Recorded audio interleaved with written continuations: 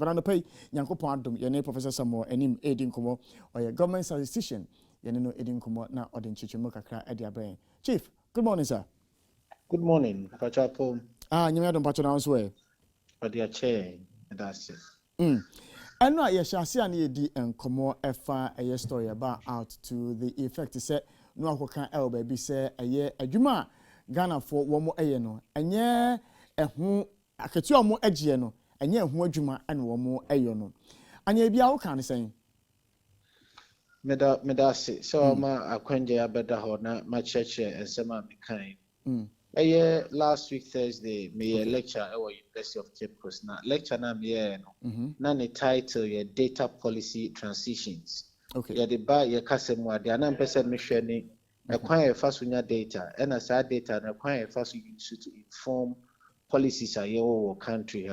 Now me share away from economic variables perspectives.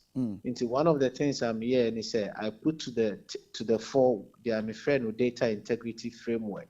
Okay. Now that data integrity framework you me chemu and your data biases such as data you use to what are the biases associated with it. Okay. And that is in terms of research academics here. And on the other side we have found data accountability. More policy makers now, how do we get them to properly account for data so that policies be and would achieve its outcome. Okay. When I'm friend with data integrity framework. Now me identify 12 issues. I my data integrity framework. One of which I'm a friend of the unspoken economic variables. Ghana. Says Ghana puntua. GDP, inflation, exchange rate, interest rate. But me, na variables be what Ghana, I see a funny economic performance, but for some reason, those variables one of the things they do kind of say, what share your GDP performance, any other macroeconomic variables are, but focusing make say there are contradictions. And since one of the reasons I'm say the economy is hugely informal. Okay. 75% of Nkofo employ more Ghana and the informal sector. And some 75% in they contribute only 25% to our GDP. Okay. Our formal sector work, only 25% of persons employed are there. Contribute 75% to the GDP. Okay. In the formal sector, contribute 3/4 to the GDP, and the informal sector just 1/4. Then I went ahead to look at earnings in the formal sector, and categorically said, there are inequalities in there. Economists say for every Gini coefficient, they calculate inequalities. Okay. In the first issue I'm raising is earnings inequalities in the formal sector, in the public sector, because the formal sector is heavily driven by the public sector. Once I make that statement, and what that means is that any summary statistic, like the average, will be biased towards the outliers. And to say, if in the formal sector, there are a lot of people who are earning high. Once you take the average, the outliers will drive that figure up. Then the second issue that I talked about was productivity. Okay. And my argument is, so we share your GDP. Last year, your GDP did 175 billion. Your percent GDP way cost roa. A sector biano name modern bo. Into Michelle Ghana, hey, your GDP of 175 billion, and I'm divided. Total persons who are employed in Ghana, some information from the census. And that gave us a figure of 1,460 or 420. Remember two figures because these are crude measures. Sometimes you want to discount it based on number of hours worked or just calculate it by dividing it by the number of people who are employed. Then I use a proxy of earnings based on data from the formal sector, which was 3,420. Okay. And I'm saying, share some variations because once you have these variations, it calls for concern because economics, your basic principle, what you earn should be equal to your output, and that should be equal to what you spend. Okay. When I'm with and unfortunately, we got a caption that formal sector or public sector workers are overpaid. But is that not what the data speaks to? So if per your extrapolation, the figure is hovering around 1,000 something plus. and people are being paid that 3,000 plus now. Is that not technically what it is?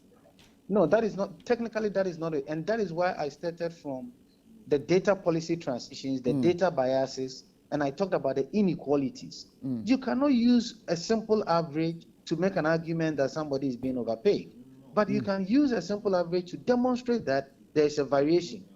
And what that calls for is further interrogation to see that if you disaggregate the data, this is what you are going to see. Because if I use that single average, and ahead of my lecture, I said that once inequalities are high, you cannot use averages to describe the Ghanaian economy. And this is what I want to avoid, because once somebody takes a single figure, the person runs with it and draw conclusions out of it.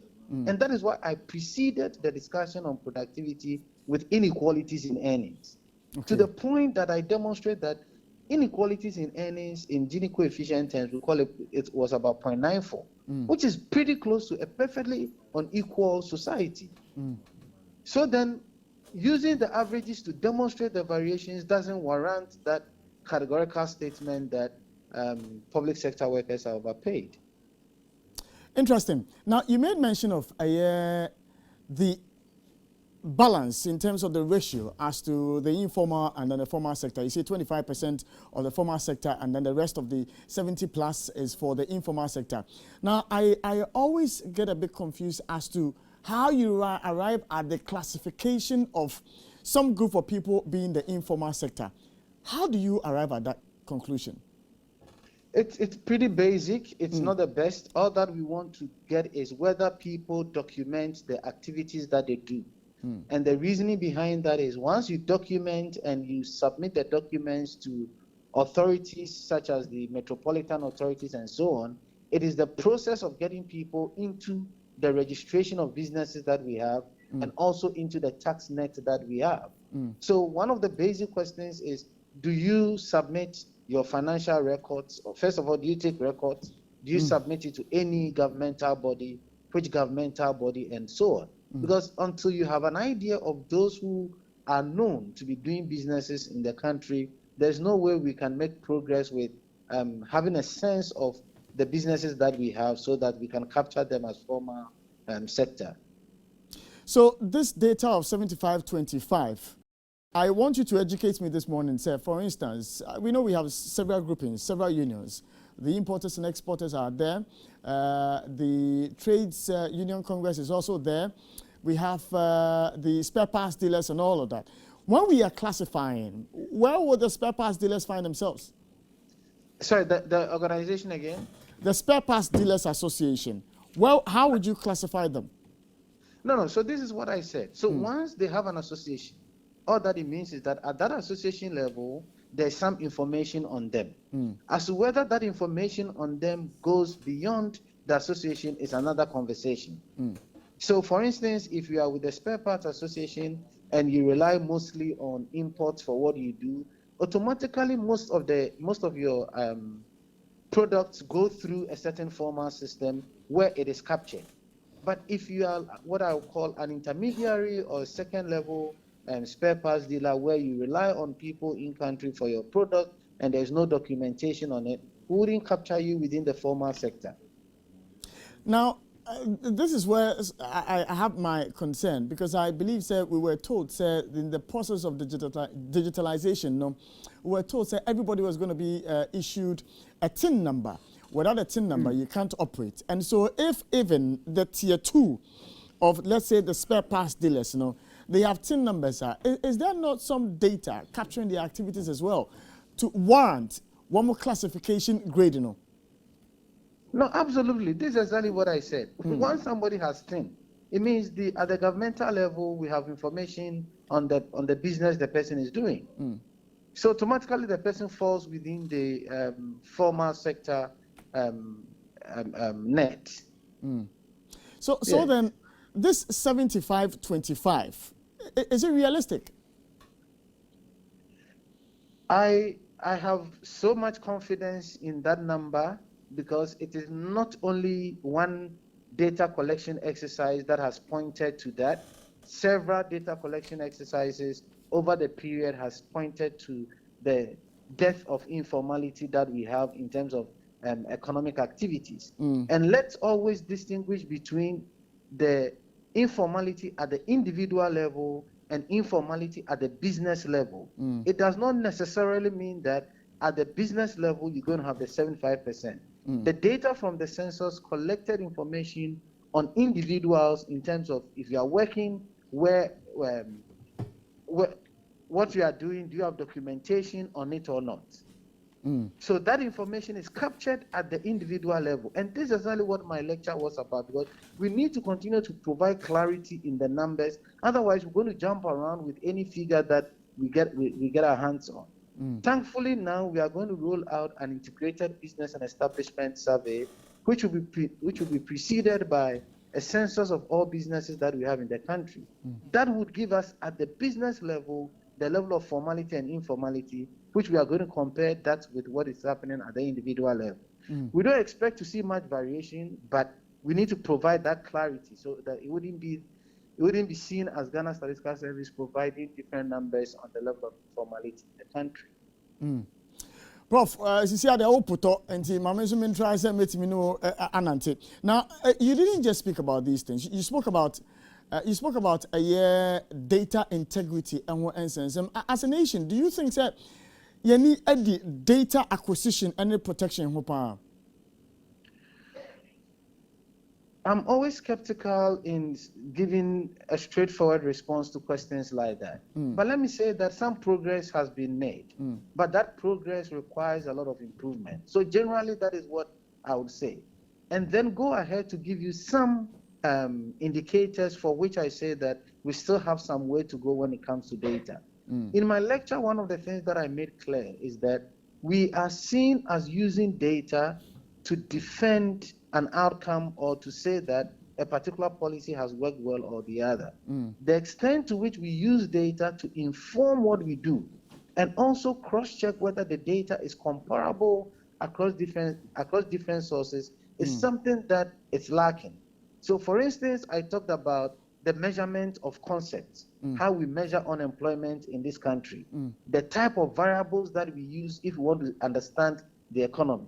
So when I was speaking about the unspoken economic indicators, I said that we report on trade balance, but given what has happened globally with Russia invasion of Ukraine, what we should be thinking about is how vulnerable we are. So in the lecture, I said, if China, South Africa, India, Vietnam had been hit by whatever experience that Ukraine is going through now, I'm not too sure what would have been, because our value of imports in these other countries, the share is relatively higher than that of Russia and Ukraine. So if we really want to be seen as using data to inform what we do, we need to critically understand what affects the Ghanaian economy. And that is what I think the president was alluding to during the AGM of the African Development Bank, that this is the time we need to begin to build African economic models. And for you to build African economic models, it depends on the variables that you think are important to your economy, where you are getting the data set from. GSS produces its data, but because of internationalization and standardization, we have agencies like the World Development, the World Bank through the World Development Indicators, the United Nations Conference on Trade and Development, all these institutions providing data to characterize the Ghanaian economy. And these are the international agencies that will rely on these external data sources to make a determination on Ghana. So it is about time we begin to think about harmonization, comparability, reflection on the measurement, how the data is presented. Then doing that will be seen as consciously making progress to make Ghana a data-led development nation. Prof, my final question before we end the conversation, and it has to do with the point you made about unemployment. Now, you raised concerns about the unemployment ratio or rate we quote as a nation, and your concern is it would not be accurate seeing the methodology we use to do so. How do we then approach it to get the right figures? So this is where the country ownership comes in, and I feel strongly that I should be part of the leadership in this crusade for us to rethink. We have been computing unemployment based on international standards. And anytime we do a release at GSS, the first question is, what benchmark are you using? Are you using international standards? Yeah. So we are obliged to follow international standards. But sometimes the international standards are contrary to what the president indicated. They are not African economic models. So if you go and ask somebody whether you worked in the last 1 week for at least 1 hour, and the person says, I did work for 2 hours, then you take the person out of the unemployment bracket and think that the person is employed. When you have an economy that is hugely informal. So once you play around the unemployment rate of 13.4 with issues that we call vulnerable employment in terms of whether what you are doing, you have a contract, how many hours you work, you get a completely different figure. And more importantly, the distribution of the figure across the 16 administrative regions vary. Well, the special analysis conversation, one of these is, I'm sure I'll invite you for us to have a conversation on that. But final one has to do with a story I chanced on one of the tabloids to the effect that you say that the current rising inflation is not a monetary policy adjustment issue. Did you say this? If you did, what's your way out? So let me adjust it a little bit. I said it's not solely a monetary policy adjustment issue, if I'm to quote you. And the reason why I said that, I demonstrated it in my lecture as well. I looked at prices of imported rice for 2018 during the COVID period, and currently that is in the last 3 months. And clearly within the same region, you see stark variations across the outlets. This is a behavioral issue, which may be related to transport, may be related to profiteering, may be related to hoarding. Once these behavioral issues are coming in, then we need to rethink the extent to which monetary policy can help us to address this. And if you look at these items across the regions, for instance, an item that would command the highest price in Upper West will not be the same item commanding the highest price in the other regions. So it's always important for us to think about, how do we resolve the distributional challenges that we have? Now, I know I said my final question, but quick one. Sorry, I need to run away now. Oh, just a quick one. I'm just a bit baffled, but this is the chief statistician of the nation I'm speaking to, and he's raising concerns about the approach to cure the rise of inflation in the country. I'm asking, what's the link between the statistical service and the finance ministry, so much so that the chief statistician has not been able to make this input to the finance minister? No. It's a conversation that is going on. I have meetings regularly with the minister, and also we have a representation of the Bank of Ghana with us anytime we're talking about issues around inflation. So that conversation, it's ongoing. But we need to widen the conversation to include the other ministries, i.e. the Ministry of Food and Agriculture, and all the real sector ministries, to see how collectively we can make an impact on the supply side. Prof, I'm grateful you made time to indulge me this morning on the show. Thank you. And that's Chief Statistician, Professor Enim, joining us this morning on the Happy Morning Show to clarify issues about headlines that came yesterday that got people chewing him left, right, center on social media.